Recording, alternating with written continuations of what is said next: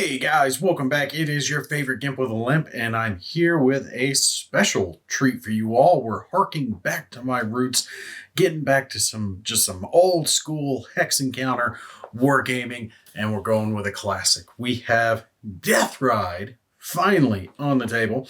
Don't drink coffee while you're reading the rules, otherwise your rulebook might start looking like this. But this is Death Ride Arras. I hope I'm saying that right. I might not be, but it is what it is. These are the master rules. There are a little bit of supplemental rules going on with this game as well. You notice I don't have the usual double camera setup going on, and that's just because I'm going to have to move this camera around so much there was no way I would be able to have me in the film as well. So you guys don't get to see my ugly mug on this one. All right, so this first little bit, I'm going to talk about the game. There's just so much going over with this that I kind of wanted to give it an overview to give people an idea of what Death Ride's already about, and kind of let you know whether or not this is something you want to jump into or not. All right, interjecting in here real quick because I forgot to put in the part about component quality when it comes to the components of the game.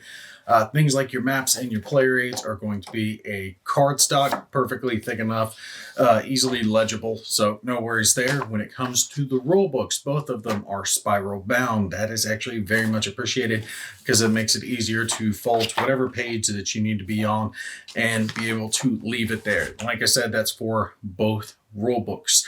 The only other aspect is the counters themselves. And when it comes to the counters, they are the laser cut, right? You can see when it comes to thickness, there's no problem as far as thickness goes. They are a little bit smaller, but they kind of have to be because just the volume of counters that you've got going on. The only issue with that is, like I've said, the counters are very busy. There's a lot going on with them. And the type of printing on them isn't always perfectly legible. So sometimes you will have issues. If we can get focused in here, see up at the top right, we've got like 9 and the numbers to the left when you're looking a little bit closer. Sometimes if you're older, your eyesight isn't as good, you might have to pull out some reading glasses to see some of these smaller numbers, and they can bleed just that little bit, like that 4/18 there plus.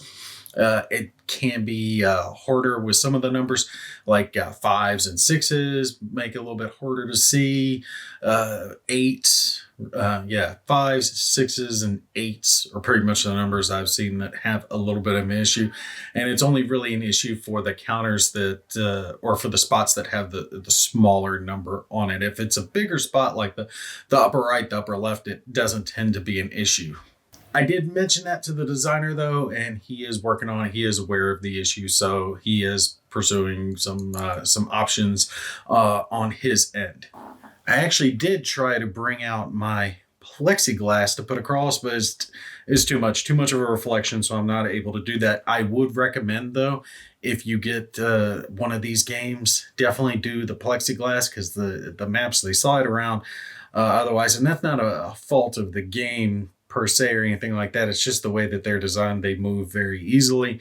So you want to have the plexiglass, and plus it will benefit you because if you use dry erase marker, you can write down what you got going on or modifiers or any of that good stuff, and you don't have to worry about it. Versus me, I have to do it off to the side. Now, Arras, this is set in the early part of World War II. This is in 1940 in May. And the goal here for the British, because we have British units coming down here from the north, right? These two pushes here. We've got some armor and some infantry, and they're coming down, and their goal was to cut off the German Panzer corridor, right? So as the Germans were pushing in, this is right before Dunkirk and all that good stuff happened in history, right? So the Germans are streaming across, and they had been moving some units around, and Rommel is actually here. He is one of the counters in the game, and he can be embedded with different artillery units. And that's actually a goal of the British, is to try to kill Rommel, because Rommel obviously was not killed in real life, but in the game, if you kill him, you get big victory points as the British player, because you want to try to take him out. But you don't know. There's like 14 different units he can be embedded with. Now, in real life, there was a specific unit that he was embedded with, so you can, have that in there. He might be embedded with that unit, but he can be embedded with multiples of different units on the board. And if you are lucky enough to take him out, then you get big victory points. But as you see here, and I'm going to move the camera down, we're going to pan around, I've got a whole bunch of counters just strewed across the top of that board. And that is more of the British forces coming in. So you see the little town of Arras here. And there's this pathway that they're going to come in on the setup, right? So you got this corridor, the left side, the right side, and they're coming in on each one of these, but you can't fit all of them on the board. Now, the designer was nice enough to spend a little time with me going over it, because not everything was perfectly clear on setup and how it worked with all the different units. So he spent some time with me. We went over it, and he's going to reword a few things to make it just a little bit easier to understand going forward for you guys. So you're welcome. We spent a little time tweaking things to make it easier for the next guy who picks this up. Speaking of which, if you have been into wargaming for a little bit, you've probably heard of Death Ride. More than likely, you've heard of Death Ride Kursk, which was his first foray into it. But these games are very niche. These are not pick up and play war games. All right. We're talking about down to the platoon level, large scale games. He's got games set at Salerno, Arras, Kursk, obviously, the Normandy beach landings. I mean, definitely go check out Stuka's video. It's a few years old, but it shows the landings, just a section of the landings, not even all the landings. And it's just a huge table setup with just massive amounts of units all across the board. And that's because this game is broken down into that platoon level. All right. So a lot of these war games, Hexagon war games, they never break it down to that level. They don't go into that specific. Now, obviously, we're not like man to man or anything like that. But yes, you have individual platoons here across the board. And when you are covering this amount of space with platoon level combat, it really gets nitty gritty. And I don't want to say confusing, but it is not a easy war game to pick up. It's chewy, all right? You have to really dig into this one. You're going to be digging into the rule book, and there are a buttload of player aids here, as you guys can see, to go through. Lots of modifiers, different way of handling combat. There is... all right, so in a lot of war games, when you're playing it, you're doing your move phase, then your fire phase, then your cleanup phase, right? They all have some type of similar aspect to them. This doesn't really work that way. You have an operations phase, but in that operations phase, there's going to be movement, there's going to be firing, there's going to be assaults, there's going to be opportunity fire, there's going to be responses to that, because now in this, you can set up your units to be prepared for opportunity fire. So basically, it's opportunity fire against the opportunity fire, right? And then not even that, you can put units in what's called reserve. Reserve means that they are prepared to move in and attack if some units get assaulted. So there's just this back and forth feel. You cannot sit back and just let your opponent have their turn. There's a lot going on for both sides during both phases of it. Now, the Germans are going to start, but that doesn't mean that the British just sit back and wait for their turn. The British have opportunities for opportunity fire to respond to what the Germans have going on. And then the same thing when the British have their turn, the Germans have the opportunity to respond in kind back to them. All right, so thankfully, he does have a nice little player aid here. There's 2 of these because you can start it at a couple of different points in the battle. This is the one that I chose. This is the earlier start time. So this is right when they're first getting stuck in. You see the 2 pass right here for the British units. So this red line and this beigeish line here are these forces. Then there's German forces that start on the map. These are things like AA units, or artillery units, mortar units. There's 88s mixed in here. So basically the Germans had been moving some forces. They have some forces that are coming on, right? The 6th and the 7th over here, but behind them are going to be coming more units. So if we pan over here, we'll pan down. You guys can see here the 6th and the 7th streaming onto the board, and there's just a massive amount of counters that are still coming on the board. And that's for all the different forces. So British and the Germans both have that. But on top of that, up over here in this corner, this is the 25th Panzers, where they're going to come in. And there's a varied start time for them coming onto the game. There's some counters that are included. You will place those counters on the turn record track player aid, and that'll tell you whether or not any of the 25th are coming on, and there's counters to designate where they're going to come on the board. So there's 3 different start points, but you don't know exactly when they're going to be coming on the board. So as the British player is trying to cut this hole in the line of German forces, but you don't know when these other German forces are going to come on. So if you focus too much down in this direction, you might start to, overwhelm them and succeed. But then suddenly you have to worry about this 25th Panzer Regiment just pouring in and hitting you from the side. In light of all the moving parts, I would take a little time with this player aid and just look it over, right? Figure out what the units are, who they are, and where they're going to be coming in at. So like for the German units, they were a little bit harder to figure out exactly what was going on with them versus the British. British are easier because the way they divided up in real life, it was pretty much the left side and the right side, and they all fell under that, okay? Now, the order that they come onto the board is technically up to you. There is an order of march, so you can organize them how they came into the battle in real life if you want to, right? So show you that right over here on the back side of our setup player aid. It shows our little order of march here. So you can read that top to bottom and set the units up exactly how they came onto the board.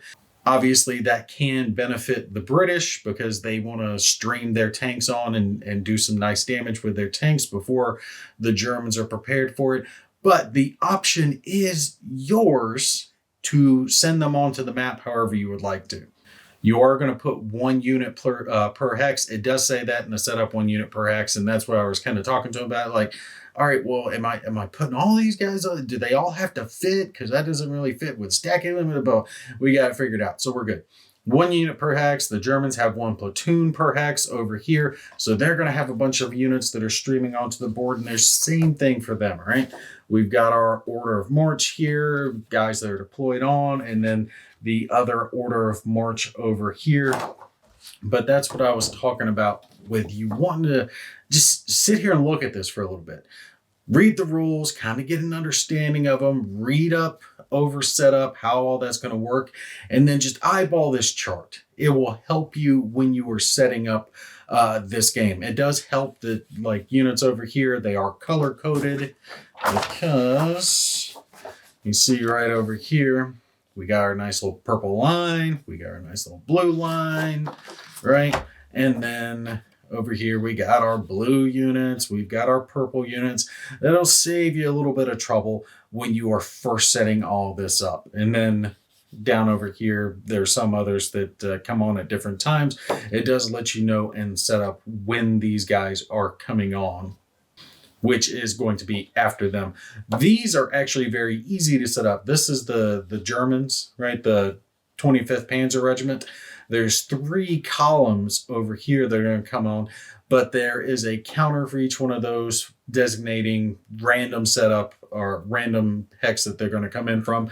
So that's easy to understand this. You're going to draw for the start times for them, and then just stream them onto the board from the designated hex.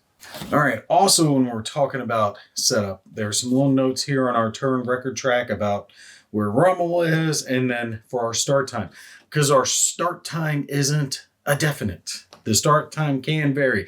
There's a historical start time. It's annotated here, but we can start earlier. I'm going to start earlier just for my setup, just to, have fun with it, because there's no way I'm going to be able to play through this entire thing. There's just so much going on here. And down to the platoon level one, the just massive amount of units that are going to be streaming onto this board, it's going to be way too much. But there's a little spot so you can figure out, what their entry hex is, have the counter set there, everything easy peasy, nice and easy for setup. All right, so when it comes to this game, this little piece that I'm going to show you guys, because like I said, there's so much that I don't know how much we're going to be able to play through, but I want to play through some of it to show you guys. We're not worrying about any of the optional rules. The optional rules are where you get even more into the nitty gritty of it, and that is things like command and communication and supply. Not worrying about that. I'm just ignoring that. It is an optional rule. And then things like the artillery aspect of it. That takes it to the level where you're having to coordinate your fire support. So like how certain units have certain fire support, certain artillery that are supporting them, there are counters that you're going to use to designate where that fire support comes in, and that's in your planning phase. That is a optional rule. I would suggest not starting with it. Combat in this game and movement and the opportunity fire and everything is already so deep at the level that you're talking about getting into here, that adding in those optional rules to start just might be too much, right? It's just too much to keep track of. You've got enough going on your plate already. Maybe start the game without the optional rules and then add them in later if you want to. You want to get into that deeper aspect of it, by all means, go for it. For us, just for our example play purposes, we're not worrying about any of the optional rules. They are the ones that if you're looking in your own rule book, if you're following along at home, they are red and orange and purple, I believe. So we're just focusing on the core rules for the game for Death Ride, which are the black ones in the rule book. And I want to show you guys this part of it because this is awesome. This is where we're really just getting into it, and it's what's on these counters. Okay, there is a lot of information. These are very, very busy counters. There's color codes for them, unit designations, unit sizes, primary weapons, secondary weapons. There's a lot. All right, looking at the top of it, that's the primary weapon, left to right, its strength and its range. So this game, it's not like some of the other hex and counter war games where you have to just be adjacent and that's where they add their combat factor, blah, blah, blah. No, there's ranges to this, and a single unit can have weapons with different ranges, especially things like armor. So primary weapon's probably going to be its main cannon. Secondary weapon might be a supplemental cannon or machine guns. So that's going to be your secondary down here. Both are the same in that it's going to have its strength on the left, range on the right. Top right is its defense strength. So that's the number when you're going to look at it when they are taking fire. And then if they are a type of target.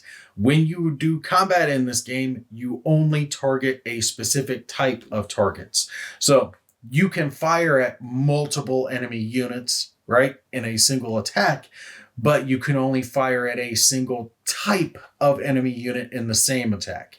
So you can only go after soft targets or only go after me or hard to simplify the modifiers, right? But you can divide and attack one unit with your primary and a different unit with your secondary.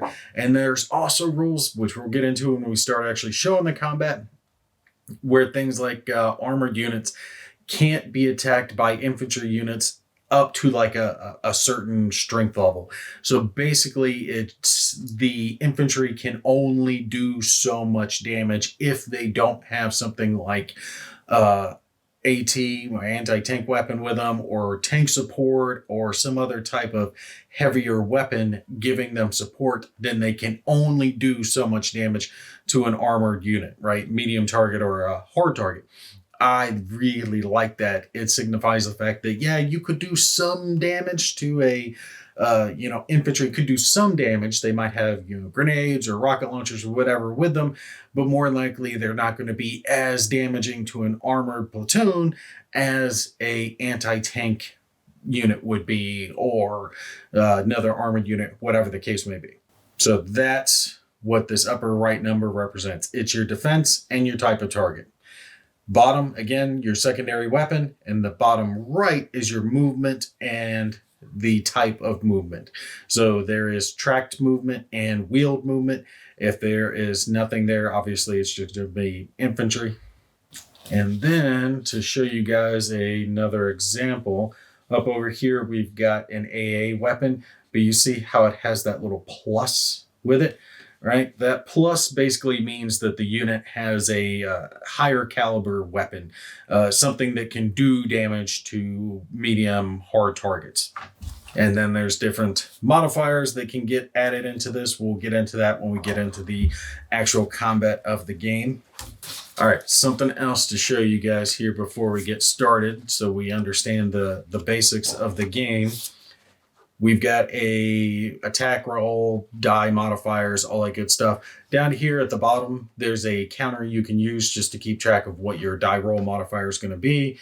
You can use a die off to the side if you want to. If you don't want to have this sitting out, that's probably what I would do just to save table space. But there's different types of modifiers that will apply. And then the combined arm stuff. This is for fire combat. This is for assault combat. Remember, fires from a distance. Assault is when you're getting stuck in. We've got two tables that look like this. There's fire combat and assault combat. You're going to figure out what your ratio is, just like you've seen in other games. So, 1-to-1, 2-to-1, 3-to-1, whatever the case is. If it is infantry going after a hard target or a medium target, they can't get above a 2. Right? So no matter how many combat factors they have, if it's only infantry, that's as high as they can get, right? That's part of that not being able to cause significant amounts of damage to an armored target, right? That I was talking about. Really cool, like that. So you'll notice that there's a lot of S's across this board, and it's like, all right, well, what does S mean? S means suppression. So in this game, when your units take hits, if they're not just automatically blatted out, which is what an X signifies, eliminated, then they will take suppression hits. Suppression actually inflicts a negative modifier to a unit, and they can take up to 5 hits of suppression, right? So 4 hits of suppression can be on a unit. There are counters that will represent that. Show you guys. Right? So 1, 2, 3, and 4. And as they take their hits, they are going to be reduced in capabilities by 20% per suppression level that they take. Right? So if they're under 1 level of suppression, they are 20% less effective. 2 levels, 40%. 3 levels, 60%. Right? So you kind of get the gist. And there's rounding in this game, but it depends on a multitude of factors. That is something that I don't like about this game, because I think that's going to be easily messed up and confused. There is the 3 types of rounding all in the same game, right? Where you round up, where you don't round, and then where you round down, right? All over this game for different rules. And I understand why he has it, because it works.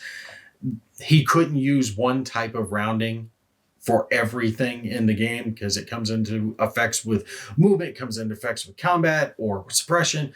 Multiple different things are affected by rounding, and it applies differently depending on what's going on. But it's just another thing, that you have to keep track of.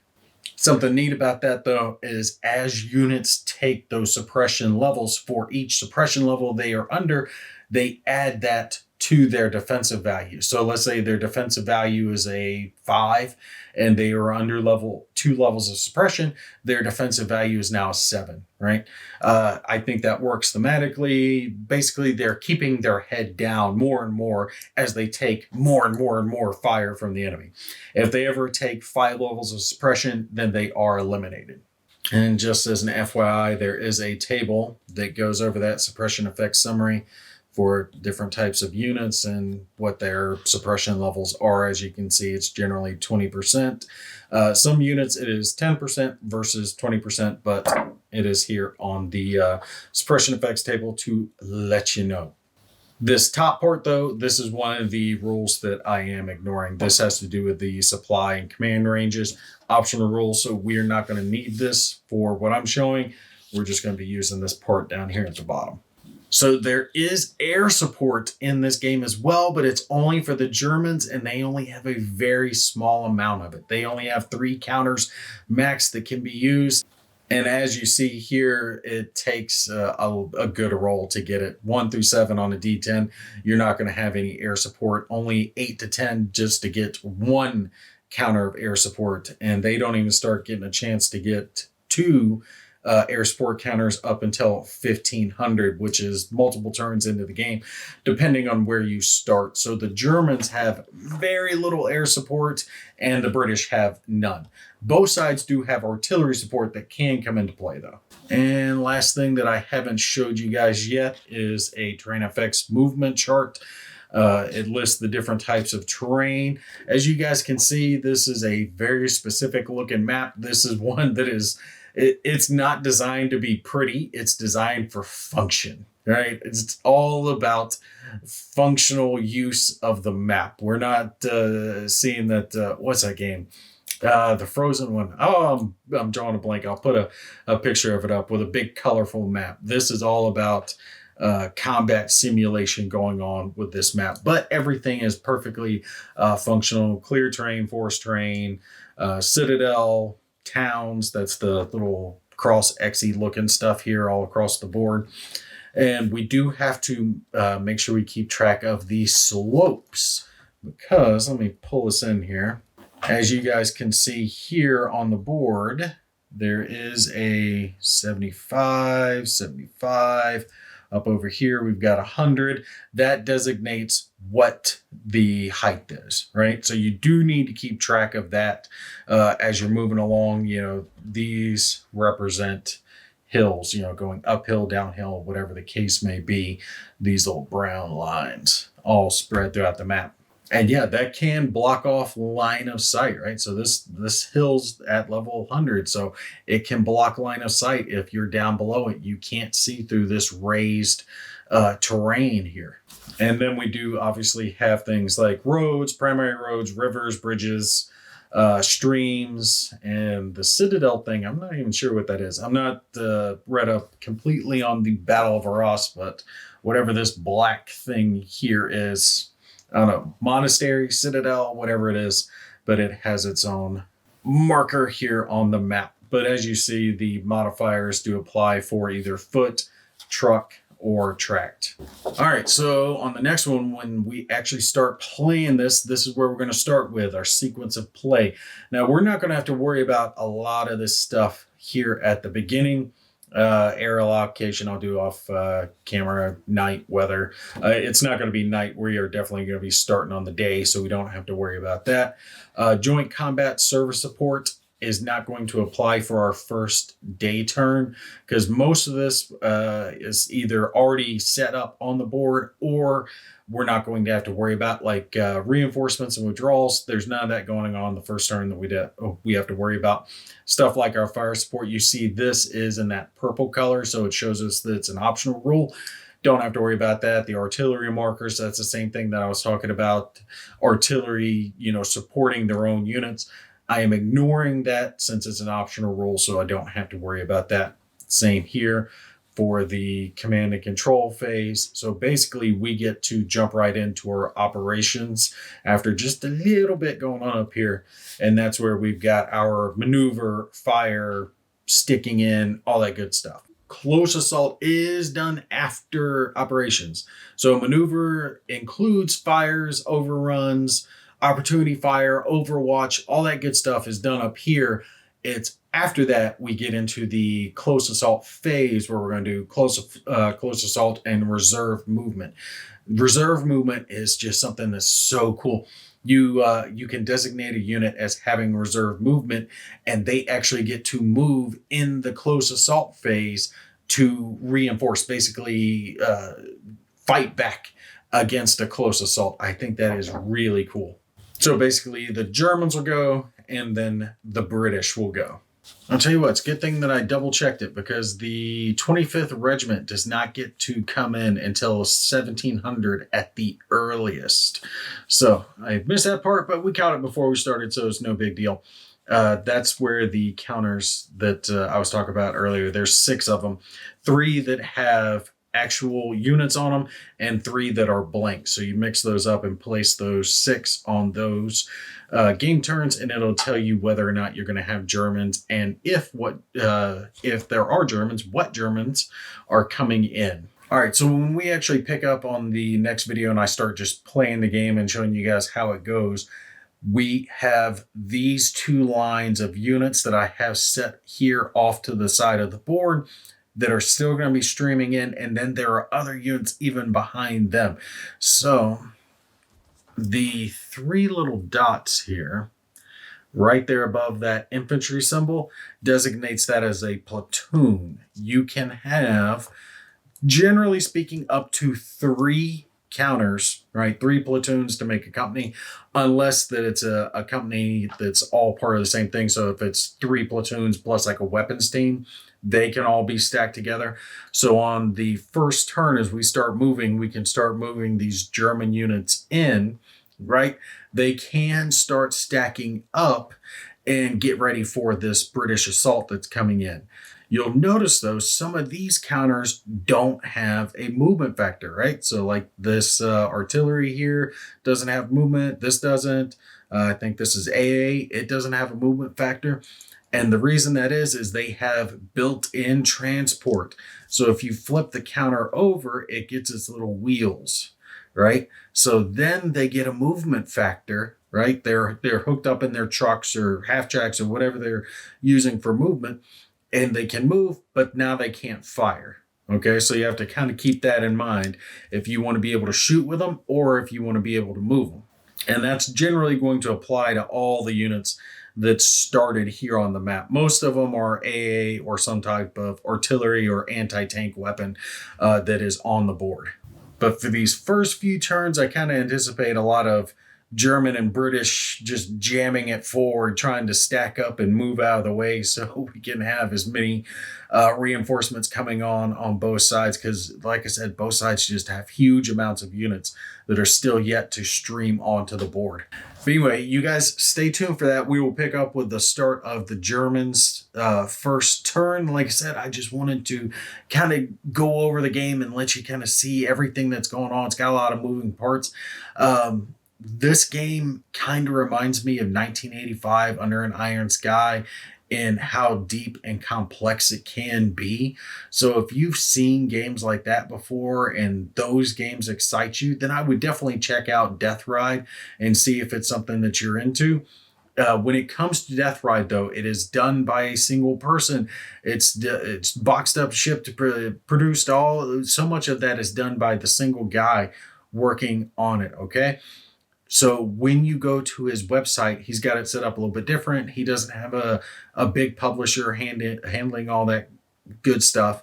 So if you are wanting to get into the game as of now, you do need to email him. It's in the description over there. It's Grognard Simulations. Check it out. Whatever game. He's got more than just Death Ride. There's Armored Knights and then Armored Tactical, something, I forget what the third series that he's working on is.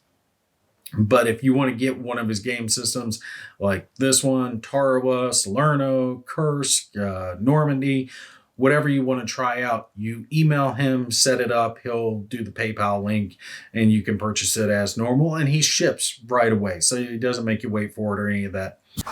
But when I talked to him about it, he was explaining that since he does a niche product, not as many orders, not as bulky, doesn't ship out masses, hundreds and hundreds, thousands of boxes, that it did not benefit him to have a what was it called, a marketing account, a business account, right? Because there were so many fees associated with it, they were taking most of the money that it was costing them to make the games in the first place. So just contact him. It's straight up. It's a PayPal link, all the good stuff. Grognard Simulations, and you can check out whatever games of his that you are into. But like I said, not small guy, but small companies, publisher, everything.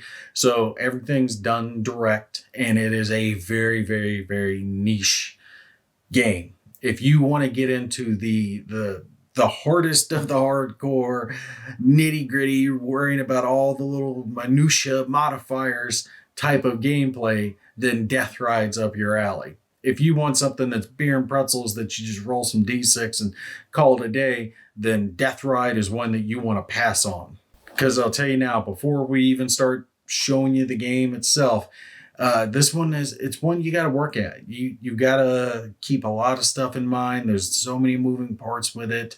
The counters are busy as hell. The counters, I wish they were a little better printed. I don't hate on him for that, because he's not the one printing them. There's someone who's printing the counters for him. They're not as crisp as I would like, since they are small half-inch counters. But other than that, I won't fault him on it. Think of it kind of like panhandling for gold, right? You've got the pan, you're in the river, you're shaking it around, you're sifting through, and when you come out at the end, you hope you find a nice little nugget of gold. You got to put the work in, though, before you get to that point. Death Ride is one of those types.